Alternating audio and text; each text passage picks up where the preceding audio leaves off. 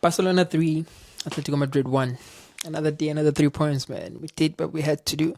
First things first, though, I have to say, man, Rafinha brings a different spark to Barcelona.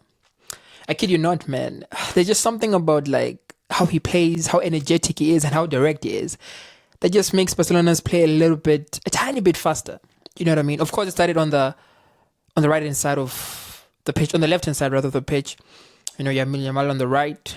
You know, whenever he has the ball, you sense that something is going to happen. He doesn't waste time, bro. Like, he's not there to play games, even though football is a game.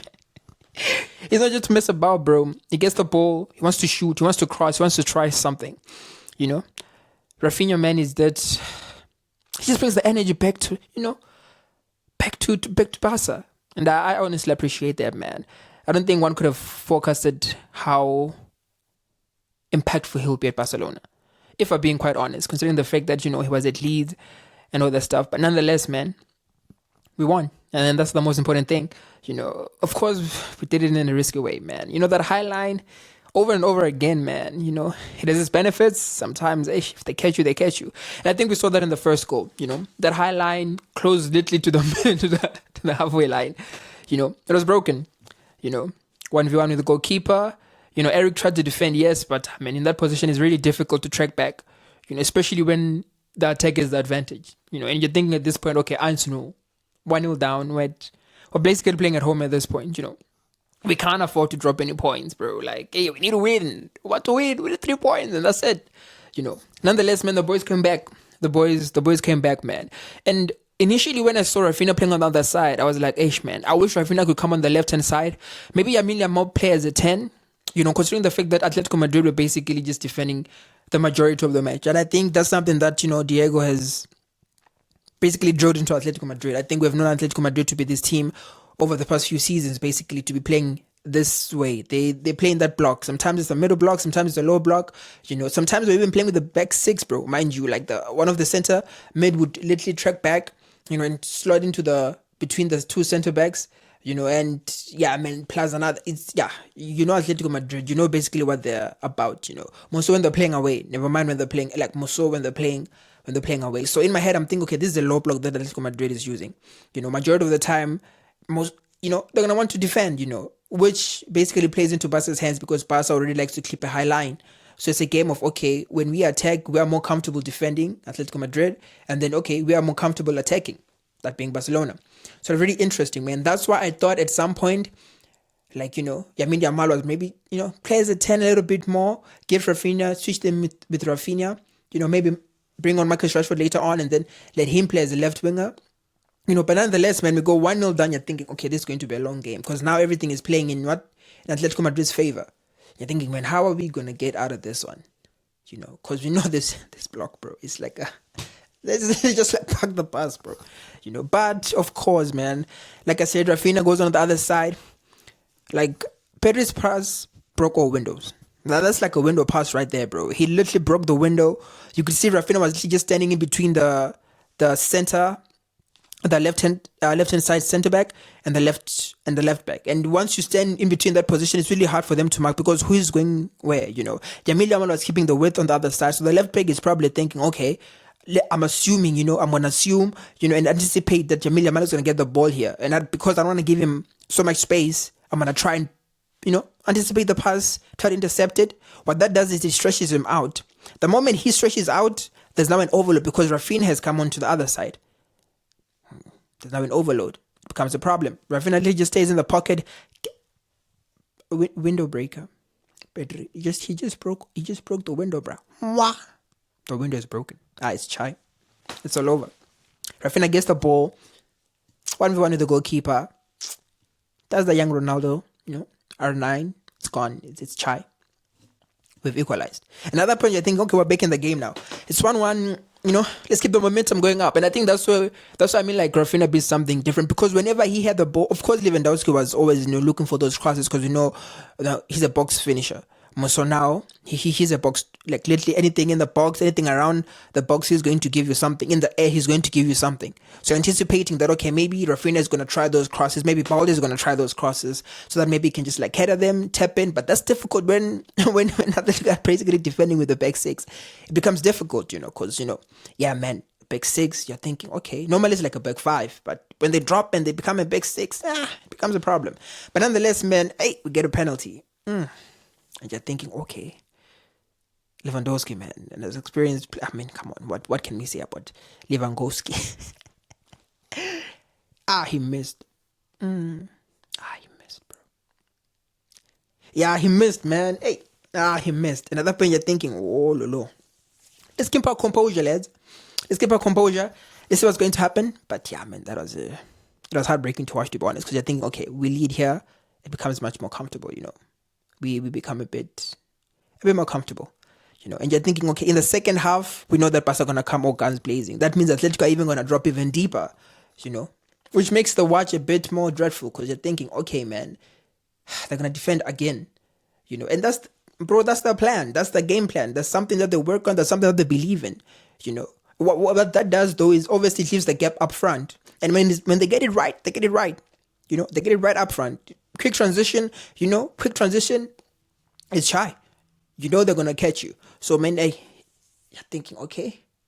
And then Omo does, I think that's a harder finish than most people would think. One, because it's coming from his left-hand side, right? The ball is coming, obviously Lewandowski almost tries to like pass the ball. I think it was like a young ricochet, to be honest. Almost gets on his weaker foot. Good first touch to the left. Bam, in the corner. Unfortunately, he injured his shoulder, man, and I wish him like a speedy recovery, even though I don't think he can hear me. But nonetheless, I wish him a speedy recovery, man. You know, those shoulder injuries sometimes like 6 weeks, and it's sad to see a player go down in that manner. But nonetheless, man, he gets the ball, places it beautifully, you know. And that's difficult because that's his weaker foot, mind you. So it's not as easy. If it's on your right foot and your stronger foot, of course you take a good first touch. But then if it's on your weaker foot, that's a bit it's a bit tricky. But nonetheless, man, Omo came to our savior. It's one. At this point, I think, okay, when you are cruising, gents, let's just maintain. You know, Pedro's doing what he does, detecting the tempo, you know, of which there's not, like, you cannot.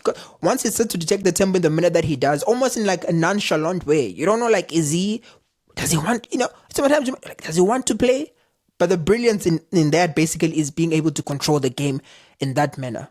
Being able to be like, I'm going to detect literally, he detects the tempo of the game, you know, of which there's something that's needed in this sort of games, because now you're basically going to draw Atletico Madrid a bit out, you know, because they also need some points. If you think about it, okay, yes, a draw might be good, a win might even be better, and considering the fact that like the log it's tied up there, it's tight, so a point or 3 for them would be really good.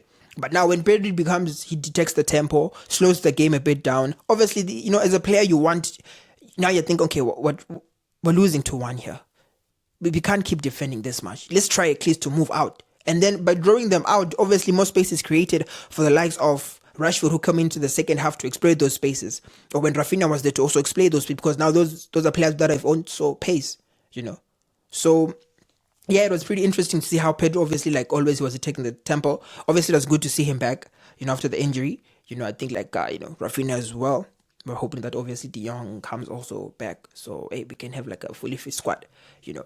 But yeah, man, nonetheless, obviously, we're trying to draw Atletico Madrid. And then there's always that period of time whereby now we also need to defend. Because obviously they want something as well, you know. Spaces is, like I said, is going to be created at the back of Atletico Madrid's defense, because now they're also trying to attack. You know what I'm trying to say, bro. Another thing that I'd like to highlight is the relationship that Lamine Yamal and Rafinha have. I mean, it's quite interesting. There was a clip I saw where basically Lamine Yamal had the ball.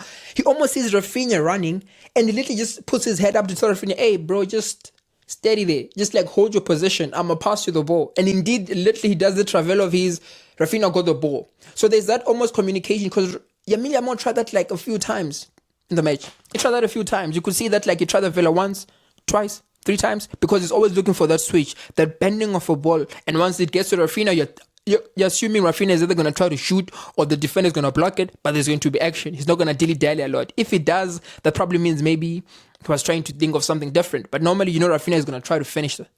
Somehow he's going to try to finish, because he doesn't dilly-dally on the ball a lot. You know, he wants to be as effective as possible, you know, with tempo, you know, with pace. So I think that relationship is quite interesting. More so because most of the time they're playing on the opposite sides. So you're thinking, okay, Lamine Yamal knows that Rafinha is probably going to be cutting in. When he has the ball, Travella. So good. And obviously in the second half when we saw Omo being taken out and Rafinha is now playing more as like a number 10, right? Lamine Yamal on the left-hand side. I would actually, for example, when they're playing against teams that play these low blocks, I would actually love to see Yamil in that number 10 position and Rafinha more on the left-hand side. Obviously because Rafinha on that, he's quicker. So you think, okay, on the touchline, yes, but Yamil in the 10 position, he's got more guile, He's got more trickery in terms of more creativity. So I think that will be something that maybe in the future, the coach will probably do. But I would actually love to see it because, Yamil in the 10 position would actually be quite interesting. Because I'm thinking and reminiscing about the match that we played against Chelsea. He was mostly blocked, obviously marked, and, kudos to Cucurella for that, but he was marked by Cucurella, right? In that game, he was taken out. Imagine if he had played more as a 10. But the problem in that match would have been then, the midfield, the engine room of Chelsea is a bit strong. So obviously Cancelo would have been, marking Barcelona would have been probably like a man shot because marking is not one of his greatest strength. However, in this game, sometimes we could see that he was trying to press. Obviously, sometimes, not always. But like I say, man, maybe Lamine Yamal is a 10, Rafinha on the left-hand side. And since now Omo is injured, maybe Rashford, you bring him on the left. Obviously, we have Lewandowski up front. It'll be actually good. And then obviously, we've got the likes of Ferran. He comes in again, bags a goal. He's effective at this point when it comes to goal scoring and real ability. Because he's got that physical presence that almost Lewandowski has, but obviously because he's younger, he's more energetic. He's got the frame. He's got, that aggressiveness in him to play up front, even though naturally he's a winger and we know him to be a winger. But it's, for someone like Lewandowski to be replaced by a player like Ferran, in that, obviously he's not an out-and-out striker, but, he seems to be delivering whenever he gets the opportunity. So yes, man, I'm excited. I'm happy. We got another young win. A 3-1 victory. Looking forward to the next match, man. We just need to rack up these points. And then at the end of the year, we need to, at the end of the season, we need to lift that La Liga. And hopefully the Champions League as well. In fact, all the trophies, we need them at Barcelona. Hello. So yeah, man, thank you so much for, watching the Football Room today. We're in project match analysis, basically. Yeah, man, looking forward to doing more of this talking with you guys. My name is Kuzo. Thank you much for watching. Stay blessed. Forza Barca. Hello.